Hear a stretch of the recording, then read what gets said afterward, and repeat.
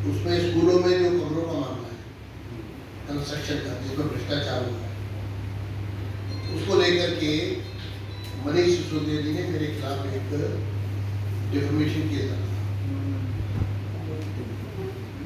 और उसके वो डिफेमेशन केस डालने का जो मकसद था वो ये था कि मैंने उनसे ये 24 सवाल पूछे थे। एक ट्वीट किया था 1 जुलाई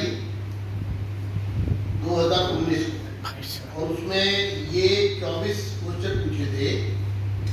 ये 24 क्वेश्चन पूछे थे जिसमें ये पूछा गया था कि ये कमरे पर स्क्वायर मीटर प्रायोरिटी 1 में जो कॉस्ट है कंस्ट्रक्शन की वो पर स्क्वायर मीटर कितनी है और उसके बगैर कितनी है, कितने कमरे बनाए थे, कितनी पेमेंट की है, कितने टॉयलेट बनाने थे, कितनी टॉयलेट बनाए हैं, वगैरह वगैरह। इन 24 सवालों से बचने के लिए उन्होंने एक डेफिमेशन केस डाला और कहा कि हमारा डेफिमेशन हो रहा है। उसके अगेंस्ट हम लोग हाई कोर्ट गए और फाइनली सुप्रीम कोर्ट गए और कल सुप्रीम कोर्ट ने इस पर अपना जजमेंट दिया कि अपोजिशन अगर रूलिंग पार्टी से, मिनिस्टर से, चीफ मिनिस्टर से सवाल करता है तो उनका ऑब्लिगेशन है कि वो उसको रिप्लाई करे, ना कि डेफेमेशन केस डाले। इसलिए सवाल पूछना और वो भी भ्रष्टाचार पे जिसमें करप्शन हुई है, ये मेरा एक प्रकार का कॉन्स्टिट्यूशनल राइट है, फंडामेंटल राइट है। ये सुप्रीम कोर्ट ने केस कल क्वेश्चन किया है इनका और मैं आपके समक्ष ये कह रहा हूं कि क्वेश्चन पूछना मेरा फंडामेंटल राइट है। 1 जुलाई 2019 को जो सवाल पूछे थे,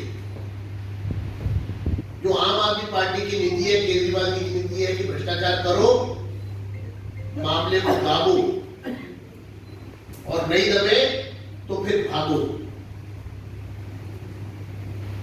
3 साल तक ये सवाल दबाए रखे, 24 सवाल कोर्ट की आड़ में ये कह करके कि हमने डिफेमेशन केस डाल दिया, जवाब नहीं दिया।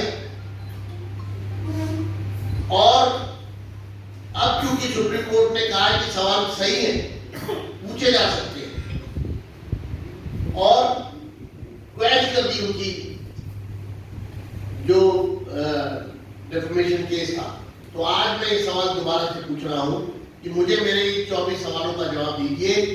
इस ट्वीट पर मैंने लिखा था दिल्ली के मुख्यमंत्री अरविंद केजरीवाल और उप मुख्यमंत्री मनीष सिसोदिया जी, मेरे इन 24 सवालों के जवाब दे दो।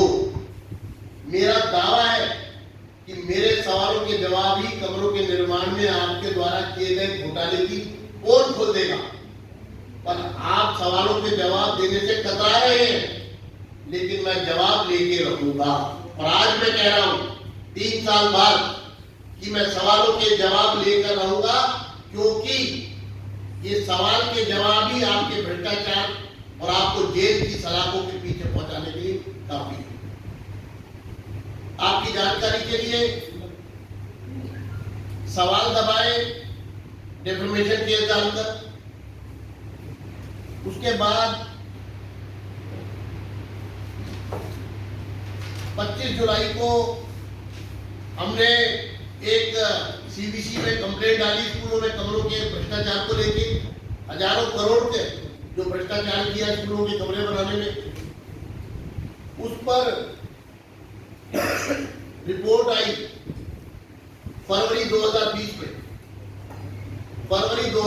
17 फरवरी 2020 को सेंट्रल विजिलेंस कमीशन ने ये रिपोर्ट सबमिट कर दी थी दिल्ली गवर्नमेंट को। यही करप्शन पर हमारी कंप्लेंट थी। आप जानते हैं इसको लगभग 1.25 साल तक दबाए रखा। पहले सवाल दबाए स्कूलों में भ्रष्टाचार के, फिर उसके बाद ये रिपोर्ट दबाई तीसरा ये मेरी आरटीआई है जो मैंने लगाई 1 सितंबर 2022 को। 1 सितंबर और आज है 18 अक्टूबर, पूरे 50 दिन होने वाले हो गए, अभी तक मेरी आरटीआई का रिप्लाई नहीं है। तो सीवीसी की रिपोर्ट दबा दो, ट्विटर पे सवाल पूछे तो डिफेमेशन डाल दो, आरटीआई लगाए तो रिप्लाई मत करो। आज तक सेंट्रल विजिलेंस कमीशन की रिपोर्ट पर स्कूलों के कमरे बनाने में जो भ्रष्टाचार हुआ है उस पर एक बार लोगों के सामने तथ्यों पर आधारित जवाब देने को ये भ्रष्टाचारी लोग तैयार नहीं है, नौटंकी करते हैं।